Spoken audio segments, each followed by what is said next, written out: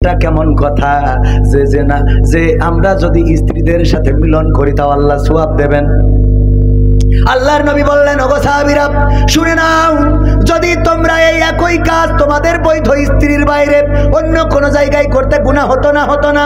সাহাবীরা বললেন, আল্লাহর কসম করে বলি, আপনি আমাদের যে দিন শিখাইয়েছেন সেখানে শুধুমাত্র গোনা নয়, মাজা পর্যন্ত গেড়ে দিয়ে ইট পাথর মেরে দুনিয়ার পরে সঙ্গে সার করে দেওয়া হতো। আল্লাহর নবী বললেন, এমন একটা অপরাধ যে অপরাধ করলে জমিন আল্লাহর কাছে ফরিয়াদ করে, আল্লাহ আমাকে ফাঁক হয়ে যাওয়ার তৌফিক দাও, আমি যেন এই দুইজনকে একসাথে আমার বুকের মধ্যে বিলীন করে দিতে পারি।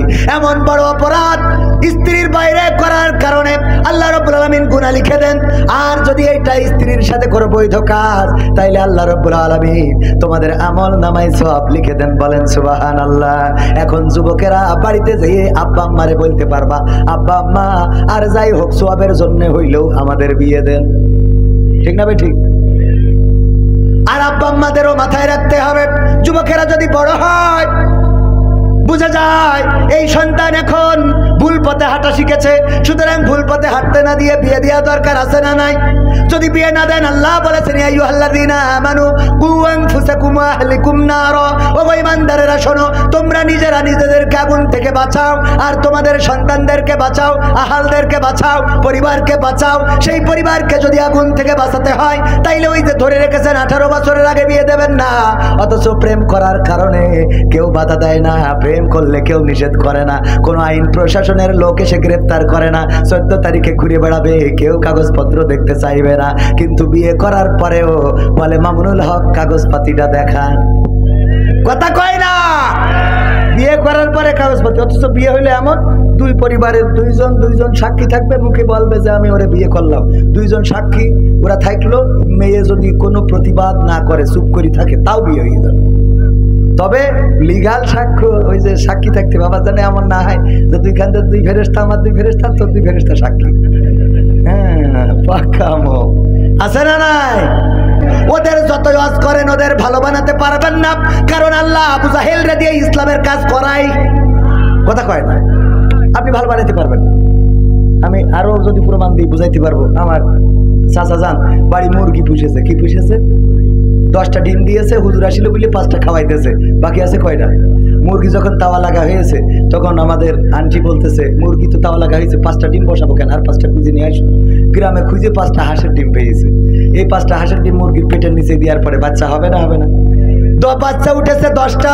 মুরগি সকালবেলা সবাই ডেকে বলতেছে, বাচ্চারা এদিকে আসো, শোনো, এখন শীতের সময় খবরদার বাইরে যাবা না, আমার বাইরে আমার কাছ থেকে দূরে যাবা না, পানিতে যাবা না, কুয়াশায় ভিজবা না, বৃষ্টি লাগাবা না, কাদা মাখবা না, আমি যেটা খাই সেটা খাবা, আমার কাছাকাছি থাকবা।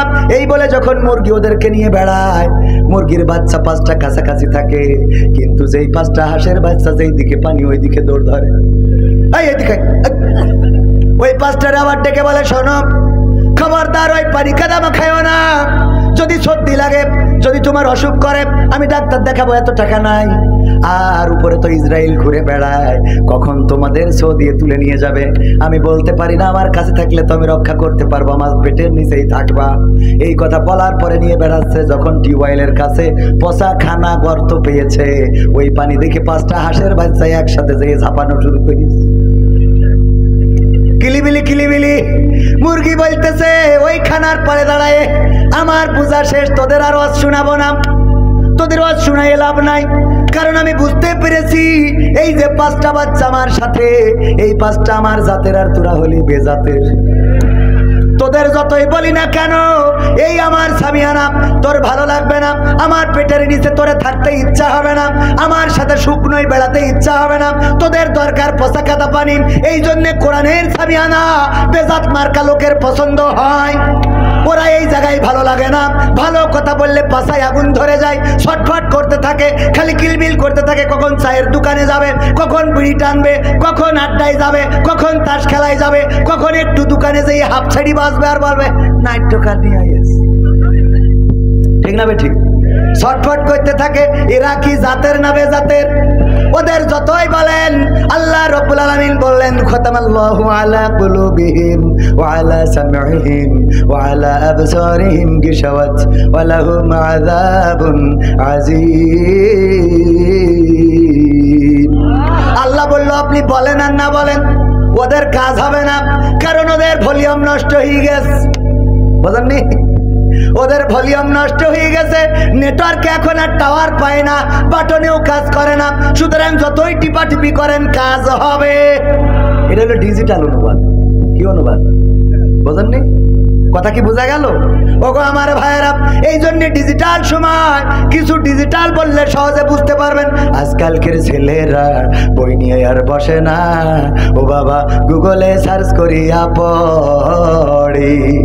ওরে একালের মেয়েরা কোরআন হাদিস ধরে না, এখনকার মা বোনেরা কোরআন হাদিস পড়ে না, ও আল্লাহ টিকটকে ভিডিও ওরা করে না করে না। আজকালকের ছেলেরা বই নিয়ে আর বসে না, গুগলে সার্চ করিয়া পড়ে। আগের সময় প্রেম করিলে মুরব্বীরা বলতো পাইছো কি, এখন বলে সব করিয়া বাবু তুমি খাইছো কি। আগের সময় প্রেম করিলে আমার চাচারা বলতো পাইছো কি, এখন বলে সব করিয়া বাবু তুমি খাইছো কি। লজ্জা শরম নাই আইলাম কোন জামানাই, লজ্জা শরম নাই আইলাম কোন জামানাই, ভবিষ্যৎ দেখি অন্ধকারে। আজকালকের ছেলেরা বই নিয়ে আর বসে না, ও বাবা গুগলে সার্চ করিয়া পড়ি। আগের নতুন করে হয়েছে চালু, এখন আবার কোন ট্রেন্ড, পরিচয় করাই দেখি এই আমার গার্লফ্রেন্ড। আছে না নাই? নতুন করে হয়েছে চালু, এখন আবার কোন ট্রেন্ড, পরিচয় করাই দেখি এই আমার বয়ফ্রেন্ড। নারীরা আছে না নাই? লাইলাতুল ফেব্রুয়ারি সামনে আসছে, মনে আছে তো? কত তারিখ? 2014। হ্যাঁ, কত? ফেব্রুয়ারির 14। ফেব্রুয়ারির 14 তারিখ লাইলাতুল ভ্যালেন্টাইন্স ডে।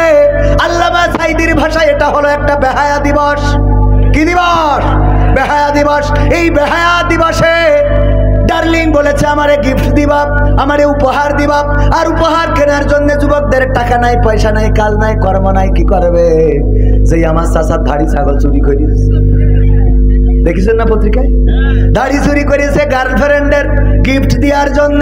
ওগো আমার যুবকেরা, তরুণেরা, যেই নায়িকার জন্য, যেই নারীর জন্য, যেই মেয়ের জন্য তুমি ছাগল চুরি করলে, ওই মেয়েই তোমার একদিন লাথিতে ফেলাই থুয়ে আর এক চাকরিজীবীর সাথে চলে যাবে।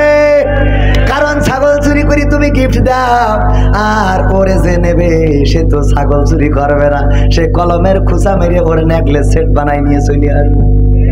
এই জন্য সরকারি চাকরি যারা করে তাদের দাম বেশি না কম? তাদের দাম বেশি। আর সরকারি চাকরিজীবী একটা পাইলেই হয় অমনি তার সাথে দিয়ে দেয়। ওগো আমার ভাইরা, এই জন্য যুবকদেরকে বলি ওই ছাগল চুরি করে গুনাহ কামাইও না। 14 ফেব্রুয়ারি গিয়ার মেরে না, কারণ এই গিয়ার মারা দুনিয়া এবং আখেরাত শেষ করে ফেলবে। যদি তুমি নামাজি হও, রোজাদার হও, আল্লাহওয়ালা হও, পরহেজগার হও, যদি তোমরা পরহেজগার হও, তাইলে আল্লাহ রব্বুল আলামিন তোমাদের জন্য সুন্দর রমণীর ব্যবস্থা করে দেবেন। বলেন সুবহানাল্লাহ। আল্লাহ ব্যবস্থা করে দিতে পারে না পারে? তুমি 14 তারিখে ঘুরে বেড়াও। আমি যুবকদেরকে বলি, ওগো আমার সোনা পাখিরা, 14 তারিখে ঘোরার কোনো দরকার নাই। তুমি বড় হয়েছো, প্রেম করার কোনো দরকার নাই। বরং রাসূলের হাদিস দিয়েও মা বাবাকে বলা যেতে পারে যে ওগো মা, ওগো বাবা, আল্লাহর নবী বলেছেন যদি স্বামী স্ত্রীতে মিলন করে তাও আল্লাহ রব্বুল আলামিন তার আমলনামায় সওয়াব দিয়ে দেন। বলেন সুবহানাল্লাহ। সাহাবীরা লজ্জা পেয়ে গেলেন, মুখ ঢেকে বলতেছে আল্লাহর রাসূল